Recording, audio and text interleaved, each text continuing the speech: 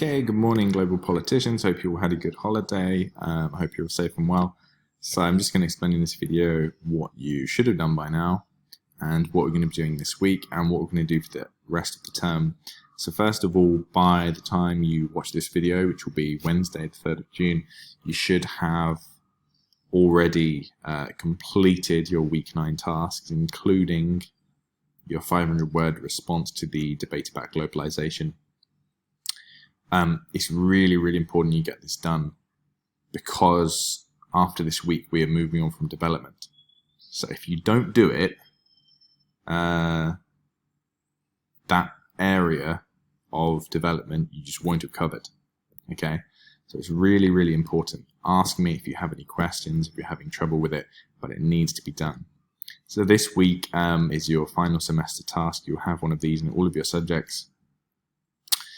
Very easy as you come to the end of your global politics studies in grade 11. So first of all, you need to write a 100 to 150 word reflection on your learning in this subject.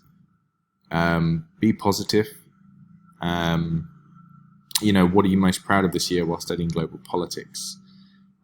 What topic areas or concepts did you find most challenging, and why? And be really specific. Don't just say, I found the politics part hard or something. Try to be as specific as possible. And now, what topic areas or concepts do you feel most confident about, and why? How do you feel you've improved in global politics? How do you know? And I think all of us have improved without doubt this year. So I think at least that you should be able to answer. So the task 2, choose one of the theoretical foundations that we've studied in this academic year. So for example, realism, liberalism, critical theories, universalism, relativism, and capitalism. So first of all, you need to provide an explanation in your own words and give an example to how this concept can be applied to a contemporary event or situation in global politics. And the task limit is 200 to 400 words. Anything over 400 words, I'm not going to read or mark. And here's a possible outline. You don't have to use this, but this is an example. So for example, we studied the theoretical foundation of realism. The increase in military spending in recent years by China can be seen through the lens of realism. That's your introduction. So paragraph 2, give a detailed explanation of what realism is. Paragraph 3, give a detailed explanation for this contemporary event and situation. Paragraph 4, how can the event be seen through the eyes of realism?